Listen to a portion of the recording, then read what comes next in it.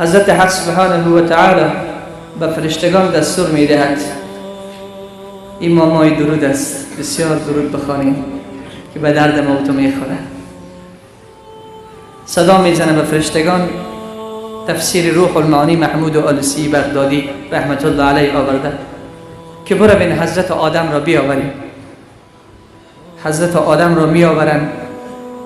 پروردگار می گوید در کنار عرش حضرت آدم را قرار بدهیم که آل حساب و کتاب فرزندان شروع می شود و تماشا کند.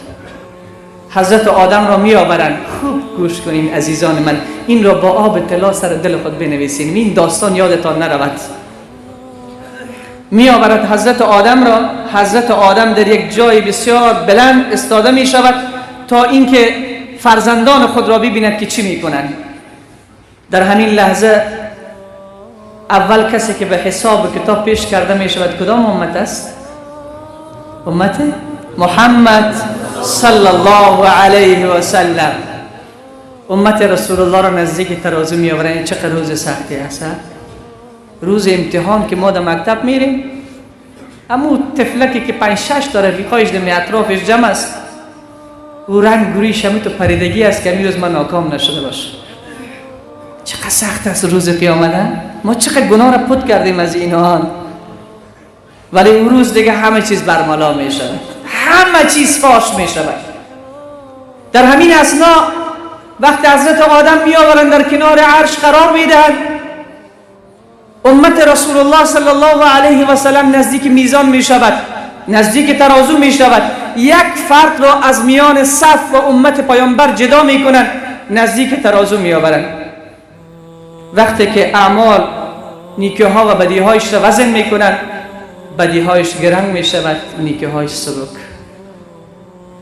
این بیچاره دیگه بسیار وضعش خراب می شود، سر و صورتش عرق گرفته است، میگه تباه شده. الله به فرشتگان دستور می دهد ای فرشتگان این را بگیرین ببرین داخل جهنم بیاندازید.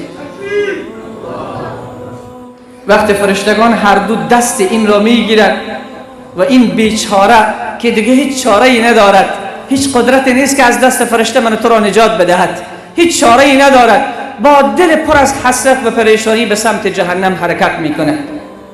در همین اثنا حضرت آدم تماشا می کند. آدم می داند که امروز میدان محمد است. آدم می داند که امروز فقط رسول الله باید حرف بزند.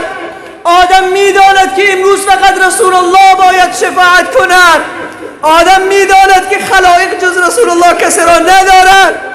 آدم می داند که رسول الله محبوب الله است. حضرت آدم وقتی این حالت را می بیند تحمل نمی کند، صدا می زند ای احمد. به همین نام صدایش می زنند ای احمد کجا هستی؟ بیا که امتت را به سمت جهنم می برد. کجا هستی ای احمد که امتت را به سمت جهنم می برد. در همین اثنا می بینند که رسول خدا سراسیمه از میان خلایق جدا می شود، می آید جلو روی فرشتگان استاد می شوند، می گویند امت مرا رها کنین،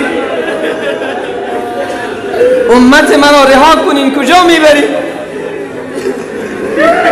فرشتگان می گویند ما مأمور هستیم، لا یعصون الله ما امرهم و یفعلون ما یؤمرون. ما نافرمانی الله کرده نمی توانیم. دستور رب العزت و الجلال است کی به جهنم باید برود. رسول خدا اصرار می کند ولی سخن پیامبر را گوش نمی کند. در همین اثنا محبوب ما، غمخوار ما، دلسوز ما، مهربان ما، اون که شبها نخوابید، اون که تمام هم و غمش امت بود، در آخرین رمق زندگی فاطمه را یاد نکرد، عایشه را یاد نکرد، ابوبکر را یاد نکرد، صدا میزد امتی امتی امتی. جای افسوس نیست که امت امروز روزه بخورد، جای افسوس نیست که امروز امت نماز نخواند، جای افسوس نیست که امروز خواهر حجاب نداشته باشد. در حالی که چنین محبوب دارد.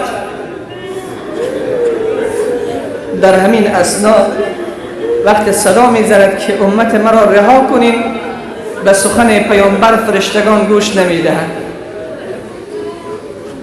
رسول صلی الله علیه و سلم گردن مبارکش پرت می شود، دست چپ خود را می گیرد، به ریش مبارک خود می برد و به سمت عرش نگاه می کند، می گوید ای الله مگر تو وعده نداده بودی؟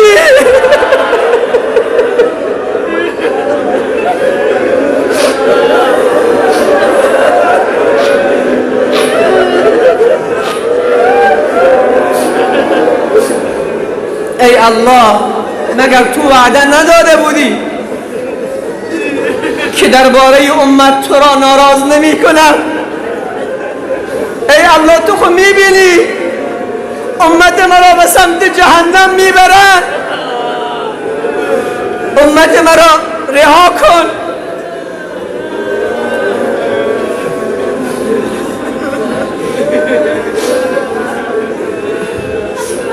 در همین اثنا صدا می آید از بالای عرش ای فرشتگان سخن محبوب مرا گوش کنید، سخن رسول مرا گوش کنید، سخن غمخوار امت را گوش کنید،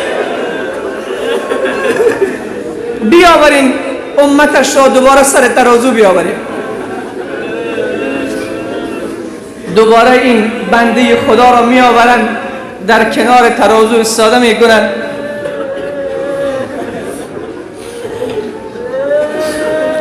رسول الله صلی الله علیه و سلم تشریف می آورد، در کنار ترازو استاده می شود. این نمی شناسد که رسول الله هست. ما چقدر بی‌وفا هستیم، امروز نمی شناسیم. خب به هر کس وفا کردیم، به هر کس لبیک گفتیم، به هر کس احترام گذاشتیم، سخن هر کس را گوش کردیم، اما یک کسی که سخنش همیشه میشکند محبوب ما رسول الله است. اینجا استاده می شود، در همین لحظه دوباره عمل این بنده را وزن می کند، باز می بیند که حسناتش و کارهای نیکش سبک می شود. در همین اثنا رسول صلی الله علیه و سلم آستین مبارک خود را دور می کند، یک پاکت و کاغذی از آستین می کشد، این را در ترازوی اعمال این بنده می اندازد. به قدرت پروردگار حسناتش می رود بالا،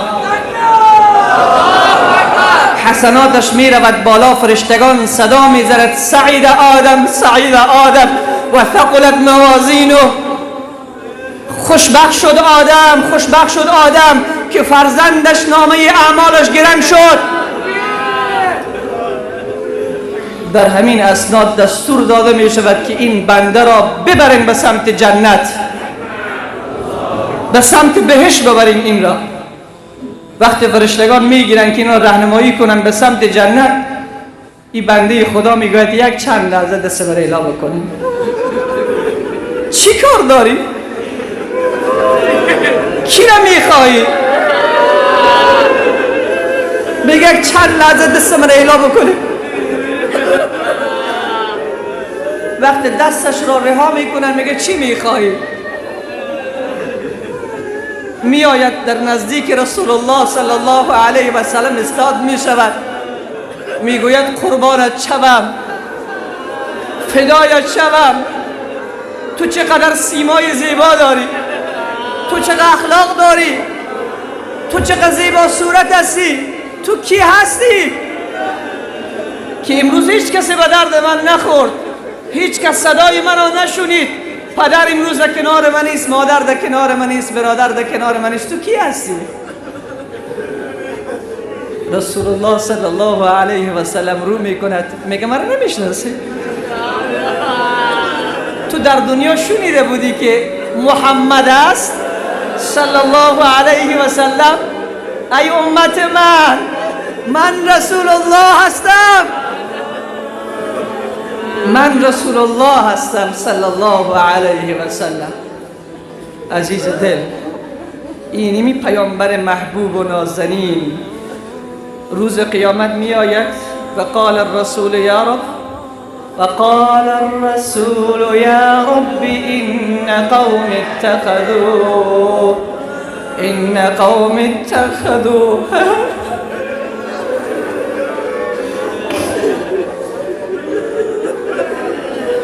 إن قوم اتخذوا هذا القرآن مهجورا.